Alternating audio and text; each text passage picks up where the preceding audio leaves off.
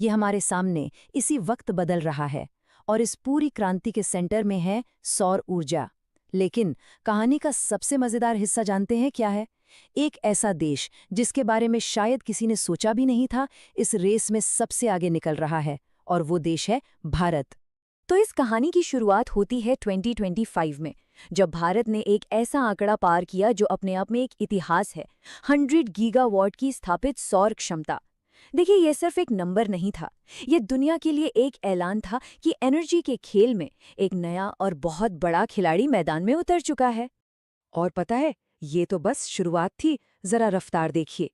ठीक 1 साल बाद, यानी फरवरी 2026 तक, ये आंकड़ा उछलकर 143 गीगावाट के भी पार पहुंच गया। मतलब ये कोई सामान्य ऊर्जा क्रांति नहीं, ये तो ऊर्जा की सुनामी है।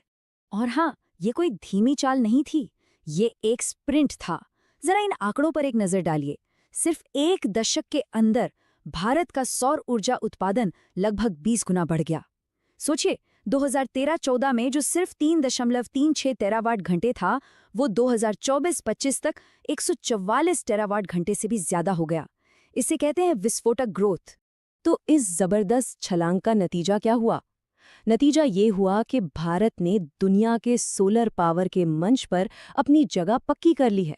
आज की तारीख में भारत चीन और अमेरिका के ठीक पीछे दुनिया का तीसरा सबसे बड़ा सौर ऊर्जा उत्पादक देश है।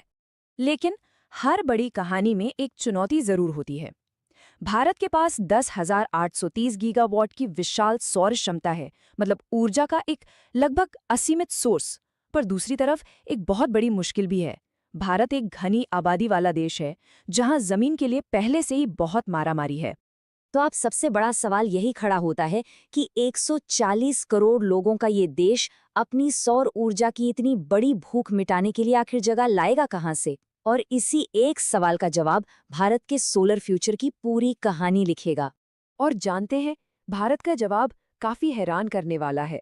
इसका एक सबसे बड़ा और इनोवेटिव सॉल्यूशन जमीन पर नहीं बल्कि पानी पर तैर रहा है। इसे कहते हैं फ्लोटिंग सोलर। जैसा कि नाम से ही साफ है, ये पानी की सतह पर, जैसे कि झीलें या तालाब, तैरते हुए ढांचों पर सोलर पैनल लगाने की एक कमाल की तकनीक है। और ये तकनीक तो समझ लीजिए, एक तीर से 3 निशाने लगाती है। पहला, ये पानी की उन सतहों का इस्तेमाल करती है जो वैसे भी खाली पड़ी रहती हैं। दूसरा, पानी की ठंडक से सोलर पैनल की एफिशिएंसी, मतलब काम करने की क्षमता, बढ़ जाती है। और तीसरा, ये पैनल पानी के वाष्पीकरण को भी कम करते हैं, जिससे हमारे कीमती पानी की भी बचत होती है। अच्छा, पानी के बाद अब वापस जमीन पर आते हैं। यहाँ भी एक और बहुत शानदार समाधान हमारा इंतजार कर रहा है। एक ऐसा तरीका जो खेती और ऊर्जा उत्पादन को एक ही छत के नीचे ले आता है। इस कमाल की तकनीक का नाम है एग्रीवोल्टाइक्स। इसका सीधा सा मतलब है एक ही जमीन के टुकड़े पर एक ही समय में खेती भी करना और सूरज से बिजली भी बनाना। और ये देखने में कुछ ऐसा लगता है।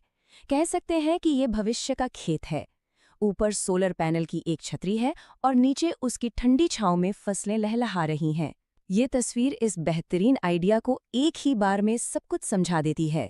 इसके फायदे भी जबरदस्त हैं। ये जमीन के लिए होने वाली लड़ाई को खत्म करता है, कुछ फसलों की पैदावार भी बढ़ा सकता है, और सबसे जरूरी बात, ये हमारे किसानों को डबल इनकम का मौका देता है, एक उनकी फसल से और दूसरी बिजली बेचकर।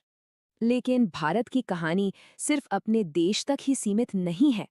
अब जरा देखते हैं कि कैसे भारत पूरी दुनिया के सौर भविष्य की बागडोर संभालने की तैयारी कर रहा है। भारत की इस ग्लोबल सोच के पीछे एक बहुत ही सरल लेकिन शक्तिशाली विचार है, जिसे एक लाइन में कहा जा सकता है, सूर्य कभी अस्त नहीं होता। और इसी विचार से जन्म हुआ one sun one world one grid, यानी OSOG का। जरा कल्पना कीजिए, एक ऐसा बिजली का ग्रिड, एक ऐसा जाल जो पूरी दुनिया को एक दूसरे से जोड़ दे। जब हमारे देश में रात हो तो हम उस देश से सौर ऊर्जा ले सके जहां दिन निकला हुआ हो। मतलब 24 घंटे 7 दिन सिर्फ और सिर्फ सोलर पावर।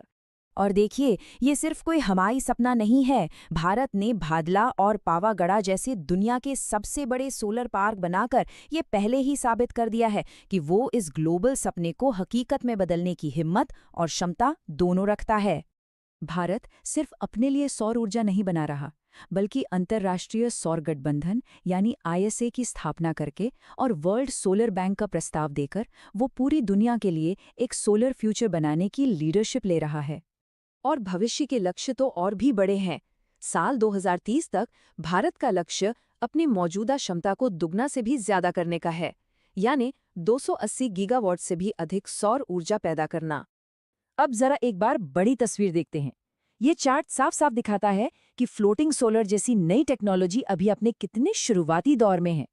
दुनिया में जहां 1000 गीगावाट से ज्यादा जमीनी सोलर है, वहीं फ्लोटिंग सोलर 10 गीगावाट से भी कम है। इसका सीधा मतलब है कि इस फील्ड में आगे बढ़ने की संभावनाएं लगभग अनंत हैं।